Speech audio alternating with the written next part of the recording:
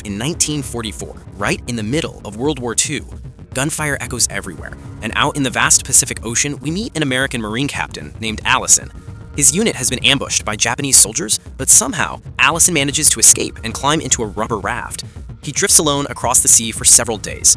One day, he spots an island in the distance. He quickly paddles toward it, reaches the shore, pulls the raft onto land, and starts looking around for any sign of help, but all he finds are trees and rocks. Then he notices a church in the distance. When he steps inside, he's surprised to see a Catholic nun named Angela emerging. Angela is frightened at first when she sees him, but Allison reassures her, saying, "Don't be scared, I'm American. You're safe with me." He asks her how many people are living on the island. She replies, "There's no one here but me." Allison can hardly believe it. Angela brings him to her shelter and offers him some food. Curious, Allison asks why she's all alone. Angela explains that she came to the island with a priest to help some elderly clergymen escape from the Japanese, but by the time they arrived, the Japanese had already taken control of the island and captured the priests. It was too dangerous to move, so Angela and the priest hid for a few days. Sadly, the priest became ill and passed away. Since then, Angela has been on her own. People back home assumed she was captured too, so no one ever came to rescue her. Allison then opens up about his own past. He tells her he's a Marine whose unit was attacked by Japanese troops. He barely made it out alive and ended up drifting here. After resting for a while, Allison wakes up to find Angela lighting a candle and praying, seeking guidance from God. Later, the two head out to search for food. Allison climbs a tree to pick coconuts and fruit, handing them down to Angela. Still, he knows they need more protein, and when he spots a turtle in the ocean, he decides to catch it.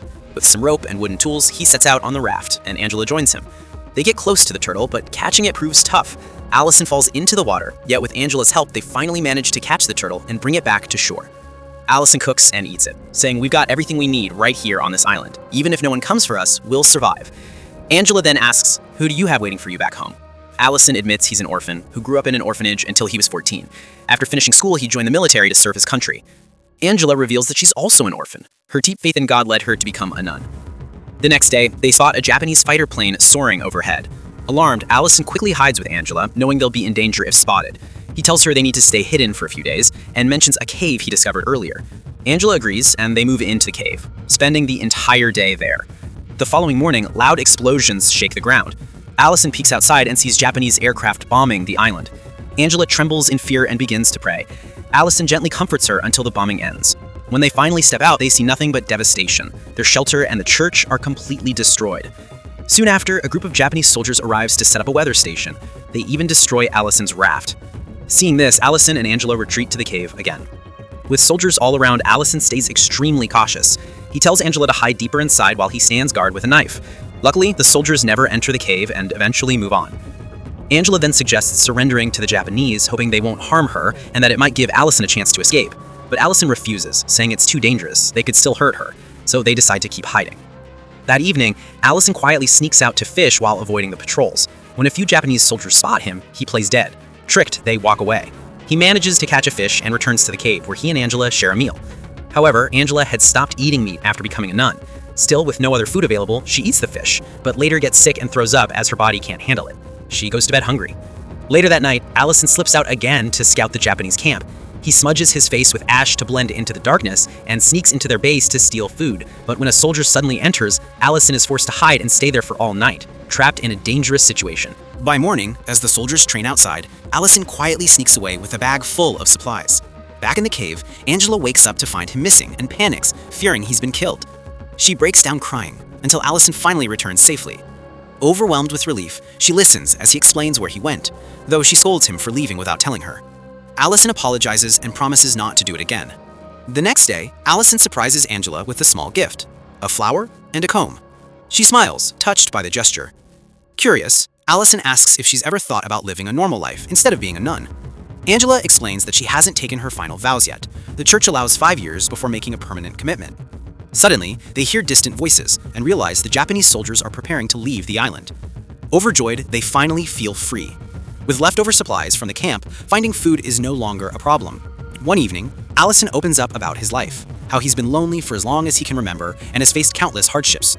But now, he tells Angela he wants to be happy with her and asks her to marry him once the war ends. Angela is stunned. She gently tells him that she's devoted her life to God and cannot go back on that promise. Allison is crushed, but quickly apologizes if he's offended or hurt her. That night, while eating, Allison discovers a bottle of Japanese liquor and drinks too much. Drunk and emotional, he begins mocking Angela's vows and compares their situation to Adam and Eve alone on a deserted island. Deeply hurt, Angela runs out into the stormy forest and collapses asleep in the cold rain. Allison searches desperately for her, but can't find her in the dark. The next morning, he discovers her unconscious on the ground. He lifts her into his arms and carries her back toward their camp, but spots that the Japanese soldiers have returned. He hurries her back to the cave, where her condition quickly worsens. Determined to save her, Allison risks his life again and sneaks into the Japanese camp to steal blankets and medicine. When a soldier catches him, Allison is forced to kill him in self-defense and hide the body. Back in the cave, he changes Angela's wet clothes and gives her the medicine. For the first time, he kneels and prays. When Angela wakes up the next morning, she weakly asks who changed her clothes. Allison admits that he did.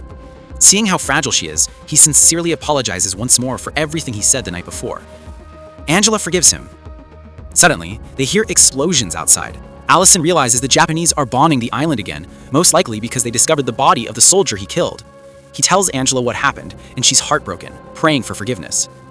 Moments later, Japanese troops move close to the cave and threaten to toss grenades inside if no one comes out. Angela and Allison feel trapped and hopeless. Angela begins praying, convinced their end is near. Just then, a massive round of bombing begins again. Japanese soldiers outside scream in terror. Allison quickly realizes that the American Navy has started attacking the island. He and Angela rush outside and see US planes striking Japanese positions. They're overjoyed, but Allison knows the Navy won't have an easy landing. The Japanese have hidden 4 large guns on the island. He tells Angela that God would want him to help the American soldiers. Angela nods and gives him her blessing. Allison runs through the battlefield, bravely destroying the guns one by one. Even though he's injured in the process, his courage saved countless American lives. Soon, the Navy halts the bombing and safely lands on the island. Angela rushes out to tend to Allison's wound. Allison looks at her and says, "It's time for us to say goodbye. We may never see each other again." Angela replies softly, "Even if I don't spend my life with you, you'll always have a place in my heart." The American flag is raised proudly. When the Navy captain spots Allison alive, he's stunned. They all thought he was dead. Allison is placed on a stretcher as Angela walks quietly behind him. Allison never tried to force Angela to love him or abandon her faith, and Angela always respected him deeply. This movie reminds us that true love isn't always about being together. Even when two people are apart, their hearts can still stay connected. And that's how the movie comes to an end.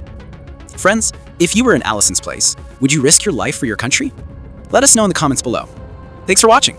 Don't forget to like, share, and subscribe. See you in the next video.